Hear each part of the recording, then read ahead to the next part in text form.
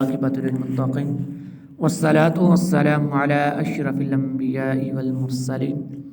اما بعد فاعوذ باللہ من الشیطان الرجیم بسم اللہ الرحمن الرحیم اللہم صل علی سیدنا و مولانا محمد النبی الامی وعلی آلہ وصحبہ وبارک وسلم علیہ۔ اللہ رب العالمین سورہ طٰہٰ کی آیت نمبر 129 سے لے کر 135 تک ارشاد فرما رہا ہے، وَاجْعَلْ لِي وَزِيرًا مِّنْ أَهْلِي هَارُونَ أَخِي أُشْدُدْ بِهِ أَزْرِي وَأَشْرِكْهُ فِي أَمْرِي كَيْ نُسَبِّحَكَ كَثِيرًا وَنَذْكُرَكَ كَثِيرًا إِنَّكَ كُنتَ بِنَا بَصِيرًا۔ اور میرے لیے میرے گھر والوں میں سے ایک وزیر کر دے، میرے بھائی ہارون کو اس کے ذریعے میری کمر مضبوط فرما اور اسے میرے کام میں شریک کر دیں، تاکہ ہم بکثرت تیری پاکی بیان کریں اور بکثرت تیرا ذکر کریں، بے شک تو ہمیں دیکھ رہا ہے۔ وَاجْعَلْ لِي وَزِيرًا مِّنْ أَهْلِي، اور میرے لیے میرے گھر والوں میں سے ایک وزیر کر دے۔ ان آیات مقدسہ کا خلاصہ یہ ہے کہ حضرت موسیٰ علیہ السلام نے جب اپنے لیے دعا کی تھی کہ میری زبان کی گرہ کو کھول دے، تو وہاں پر انہوں نے یہ بھی عرض کی تھی کہ میرے بھائی کو میرے لیے میرا وزیر یعنی ہارون علیہ السلام کو میرا وزیر مقرر کر دے۔ تو اللہ رب العالمین نے آپ کی اس دعا کو قبول فرمایا اور فرمایا قَالَ قَدْ أُوتِيتَ سُؤْلَكَ يَا موسیٰ، اللہ نے فرمایا اے موسیٰ تیرا سوال تجھے عطا کر دیا گیا۔ قَالَ قَدْ أُوتِيتَ، اللہ نے تجھے عطا کر دیا، یعنی تو نے جو اللہ رب العالمین کی بارگاہ سے مانگا ہے کہ میرے بھائی کو میرا وزیر مقرر کر دے، میرا معاون اور مددگار مقرر کر دے، تو اللہ رب العالمین نے موسیٰ علیہ السلام کی دعا کو قبول فرمایا اور حضرت ہارون علیہ السلام کو بھی اللہ رب العالمین نے نبوت سے سرفراز فرمایا۔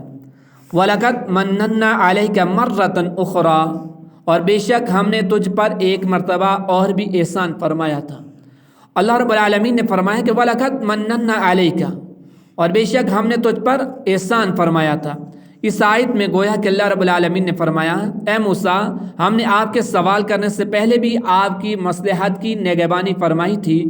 اب تو آپ کو نبوت سے سرفراز فرمایا گیا ہے، اب تم جو بھی دعا اللہ رب العالمین سے فرماؤ گے اللہ تمہاری اس حاجت کو پورا فرمائے گا، اللہ تمہاری ضروریات کو پورا فرمانے والا ہے۔ اذ اوحینا الی امک ما یوحی، جب ہم نے تمہاری ماں کے دل میں وہ بات ڈال دی جو اس کے دل میں ڈالی جانی تھی۔ یہاں اللہ نے وحی کے الفاظ استعمال فرمائے، اذ اوحینا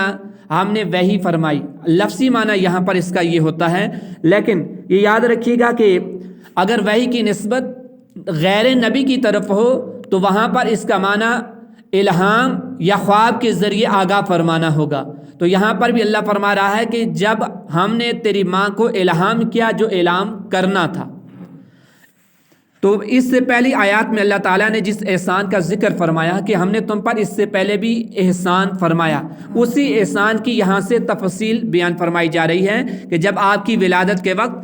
آپ کی ماں کو یہ اندیشہ ہوا کہ آپ کو فرعون قتل کر دے گا، تو اللہ رب العالمین نے آپ کی ولادت سے قبل ہی آپ کے دل کے اندر اس بات کو ڈال دیا تھا کہ موسیٰ علیہ السلام کو ایک صندوق کے اندر ڈال کر دریائے نیل کے اندر ڈال دینا۔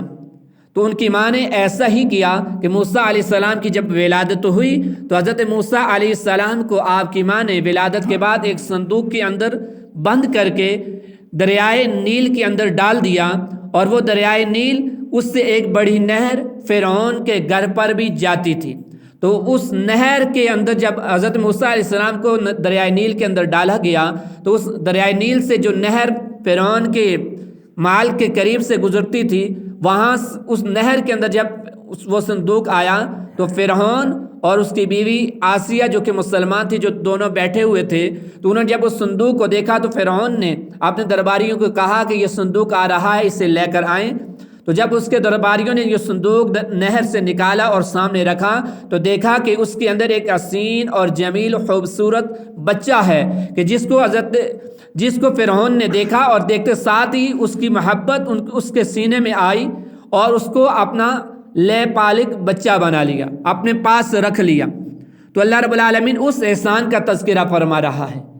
کہ ہم نے اس سے قبل بھی آپ کی مصلحت کی نگہبانی فرمائی، آپ پر احسان فرمایا۔ آگے اسی احسان کو مزید ذکر فرما رہا ہے، آنے قذ فیہ فی التابوت فقذ فیہ فی الیم فلیلقیہ الیم بالساحل یأخذوہ عدو لی وعدو لہ وَأَلْقَيْتُ عَلَيْكَ مَحَبَّةً مِّنِّي وَلِتُصْنَعَ عَلَىٰ عَيْنِي، کہ اس بچے کو صندوق میں رکھ کر دریا میں ڈال دے، پھر دریا اسے کنارے پر ڈال دے گا تاکہ اسے وہ اٹھا لے جو میرا دشمن ہے اور اس کا بھی دشمن ہے، اور میں نے تم پر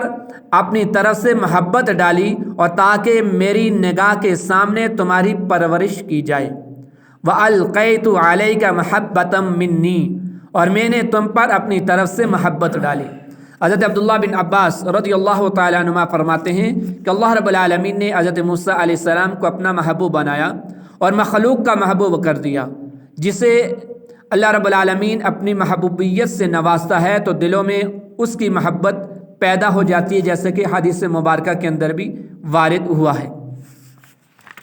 اس کی اگلی آیت کے اندر اللہ رب العالمین ارشاد فرما رہا ہے، اذ تمشی اختک فتقول هل ادلکم علی من یکفلہ فرجعناک الی امک کی تقر عینها ولا تحزن وقتلت نفسا فنجیناک من الغم وفتناک فتونا فلبثت سنین فی اہل مدین ثم جئت علی قدر یا موسیٰ واصطنعتک لنفسی۔ جب تیری بہن چلتی جا رہی تھی پھر وہ کہنے لگی، کیا میں تمہیں ایسی عورت کی طرف رہنمائی کروں جو اس بچے کی دیکھ بھال کرے؟ تو ہم تجھے تیری ماں کے پاس پھر لائے تاکہ اس کی آنکھیں ٹھنڈی ہوں اور وہ غمگین نہ ہوں، اور تم نے ایک آدمی کو قتل کر دیا تو ہم نے تمہیں غم سے نجات دی اور تمہیں اچھی طرح آزمایا، پھر تم کئی برس مدین والوں میں رہے، پھر اے موسیٰ تم ایک مقرر وعدے پر حاضر ہو گئے اور میں نے تجھے خاص اپنی ذات کے لیے بنایا۔ اذ تمشی اختک، جب تیری بہن چلتی جا رہی تھی۔ حضرت موسیٰ علیہ السلام کی بہن کا نام مریم تھا۔ جب آپ علیہ السلام کی والدہ نے آپ علیہ السلام کو صندوق میں بند کر کے دریا کے اندر ڈالا تو دریا کے اندر ڈالنے کے بعد اس وقت آپ علیہ السلام کی بہن صندوق کے متعلق معلوم کرنے کے لیے صندوق کے ساتھ ساتھ چلنے لگی۔ تو جب اس نے دیکھا کہ یہ صندوق دریائے نیل سے فرعون کی طرف، اس کے گھر کے پاس سے جو نہر جا رہی تھی اس طرف گیا اور فرعون نے اس صندوق کو نکال لیا، تو جب فرعون نے اس بچے کو اٹھایا تو مریم رضی اللہ تعالیٰ عنہ وہ بھی وہاں پہنچی، تو دیکھا کہ کئی دائیاں فرعون نے طلب کی کہ جو اس کی پرورش کریں، دودھ پلائیں، تو جس کسی کا بھی دودھ انہیں پلایا جاتا تو حضرت موسیٰ علیہ السلام نے کسی کا بھی دودھ قبول نہ فرمایا۔ تو اس پر آپ کی بہن نے عرض کی کہ مصر کے اندر ایک اور دائی ہے کہ جس کا دودھ بہت عمدہ ہے، اگر ان کو طلب کیا جائے، ان کو بلایا جائے تو یقیناً ان کا دودھ یہ پی لیں گے۔ تو اس پر مریم رضی اللہ تعالیٰ عنہ حضرت موسیٰ علیہ السلام کی ماں کے پاس، یعنی اپنی ماں کے پاس گئی اور انہیں ساتھ لے کر آئی۔ تو اس طریقے سے حضرت موسیٰ علیہ السلام فرعون کے پاس گئے، ان کی ہاں پرورش ہوئی، تو اللہ رب العالمین نے پھر ان کی ماں کی طرف موسیٰ علیہ السلام کو لٹایا کہ پرورش کے لیے فرعون نے موسیٰ علیہ السلام کو اپنی ماں کو، یعنی اس کی ماں کو دیا کہ آپ اس کی پرورش کریں بطور دائی۔ تو اس طریقے سے اللہ رب العالمین نے موسیٰ علیہ السلام کی ماں کی آنکھوں کو ٹھنڈک پہنچائی۔ وَقَتَلْتَ نَفْسًا، اور تم نے ایک آدمی کو قتل کر دیا۔ یہاں سے حضرت موسیٰ علیہ السلام کا گزشتہ زمانے میں ہونے والا ایک واقعہ اور ذکر کیا گیا